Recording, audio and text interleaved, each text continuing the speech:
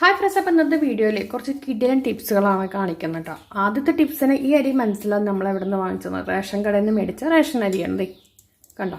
അപ്പം ഇതിൽ നമുക്ക് പ്രാണികൾ വരാതിരിക്കാൻ, നമ്മളിപ്പോൾ ചില സമയം ഒരുപാട് വാങ്ങിച്ചു വെക്കുമല്ലോ, അല്ലെ ഈ ചാത്തം പോലത്തെ സംഭവങ്ങൾ വരാതിരിക്കാനായിട്ട് ഇതുപോലത്തെ വലിയ മുളക് എടുത്തിട്ട് വെക്കാം കേട്ടോ.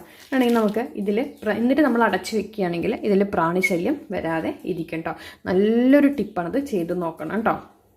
അടുത്ത ടിപ്പ് വന്നിട്ട് നമ്മൾ മിക്സിയിൽ ഇപ്പോൾ എന്തെങ്കിലുമൊക്കെ അരച്ച് കഴിഞ്ഞിട്ട് പിന്നെ നമ്മൾ ഇതിങ്ങനെ അടച്ച് എന്തൊക്കെയാണെങ്കിലും ഒന്ന് കഴുകിയിട്ട് അടച്ച് വെച്ച് കഴിയുമ്പോൾ മിക്സിയുടെ ജാറിൽ ഒരു സ്മെല്ല് വരും. അപ്പോൾ ആ സ്മെല്ല് അല്ലാന്നുണ്ടെങ്കിൽ നമ്മുടെ ലഞ്ച് ബോക്സ്, ടിഫിൻ ബോക്സ് അങ്ങനെതാണെങ്കിലും കുഴപ്പമില്ല, ഒരു സ്മെല്ലുണ്ടാവും. നമ്മൾ ആ ഫുഡ് അത്രയൊക്കെ കഴുകിയിട്ട് മൂടി വെച്ച് കഴിഞ്ഞാൽ അത് സ്മെല്ലുണ്ടാവും അല്ലേ.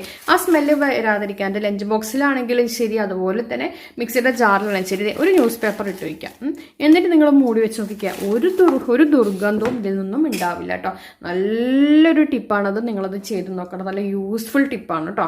അടുത്ത നമുക്ക് എലിശല്യം മാറാനായിട്ട് പച്ചമുളകിന്റെ ഗുണമാണ് കാണിക്കുന്നത്. ഒരുപാട് എലികളുണ്ടെങ്കിൽ 2-3 പച്ചമുളക് എടുക്കുക. അപ്പം ഞാനിപ്പോൾ ഒരെണ്ണം എടുത്തിട്ട് നമുക്കൊന്ന് ചതച്ചെടുക്കാം കേട്ടോ. അപ്പം ഞാൻ അതൊന്ന് ചതച്ചെടുക്കണം.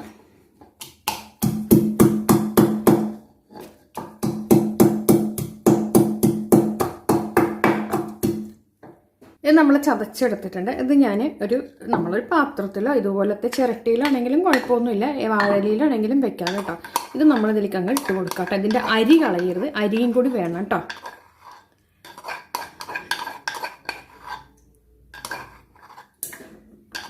കണ്ടോ, ഈ അരിയെല്ലാം സെപ്പറേറ്റ് ആയിട്ട് വന്നിട്ടുണ്ട്. ഇപ്പോൾ താഴെ വീണ അരികളും കൂടി ഞാനവിടെ എടുക്കാം കേട്ടോ.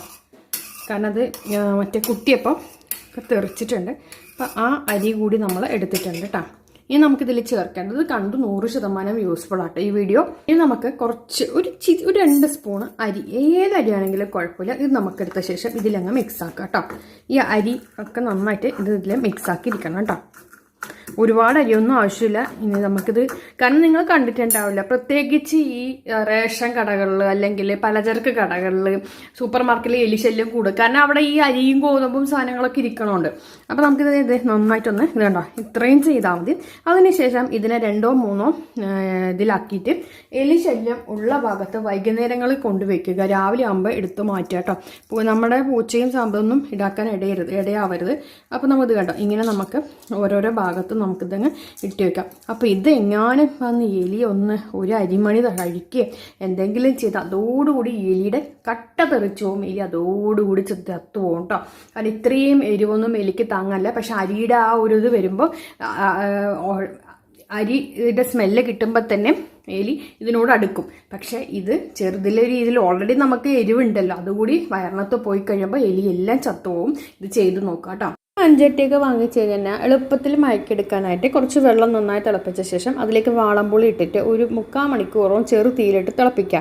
അതിനുശേഷം പാത്രം കഴുകിയ ശേഷം കുറച്ച് നിറച്ച് കഞ്ഞിവെള്ളം ഒഴിച്ചിട്ട് ഒരു ദിവസം മുഴുവൻ വെച്ച ശേഷം കഴുകിയെടുത്ത് കഴിഞ്ഞാൽ നിങ്ങൾക്ക് എണ്ണ തേച്ച് നമ്മുടെ ചട്ടി നന്നായിട്ട് മയങ്ങി കിട്ടും. ഈ പുളി ഒഴിച്ച് കഴിയണ സമയത്ത് എന്താവണം, അതിൻ്റെ ആ ഇടകളിലൊക്കെ കയറി എല്ലാ ഇതാവുകയും അതുപോലെ തന്നെ ചട്ടിക്ക് നല്ല ബലം വരികയും നല്ലൊരു മിനുസം വരികയും ചെയ്യും കേട്ടോ.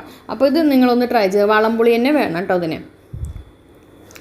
അടുത്ത ടിപ്പ് എന്ന് പറഞ്ഞാൽ, ഇടിയപ്പം ഉണ്ടാക്കുന്ന സമയത്ത് എപ്പോഴും ചില്ലിൻ്റെ മേലെ കയറി കണ്ടോ. ഇപ്പോൾ തന്നെ ആ ചില്ലിൻ്റെ മേലേക്ക് കയറി ആകെ നമുക്ക് ആ പിടിയുടെ മേലെ കയറി വരും. അപ്പോൾ അതിനായിട്ടൊരു ടിപ്പാണ് കാണിക്കുന്നത്. അപ്പോൾ ഞാൻ ഏതെങ്കിലും ഒരു ചില്ലെടുത്ത് വെക്കുക കേട്ടോ. അപ്പോൾ ഞാനൊരു ഏതെങ്കിലും ഒരു ചില്ലെടുത്ത് മേലെ വെക്കുക. എന്നിട്ട് നിങ്ങൾ ചെയ്യുകയാണെങ്കിൽ നമ്മുടെ ആ മേലത്തെ ഭാഗത്തേക്ക് കയറി വരെ നമുക്ക് ഒഴിവായി കിട്ടും കേട്ടോ.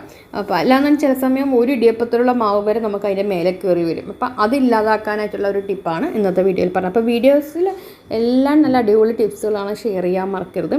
അപ്പോൾ ഇത് ആക്കിയെടുത്തിട്ടുണ്ട്. ഇനി നമുക്കത് അഴിച്ചെടുക്കാം കേട്ടോ.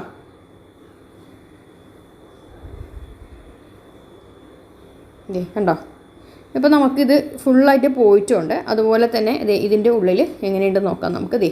കണ്ടോ, അപ്പോൾ ആ ചില്ലുണ്ടോ, ആ ചില്ല് ഇങ്ങനെ നിൽക്കണം. അപ്പോൾ ചെയ്ത് നോക്കും.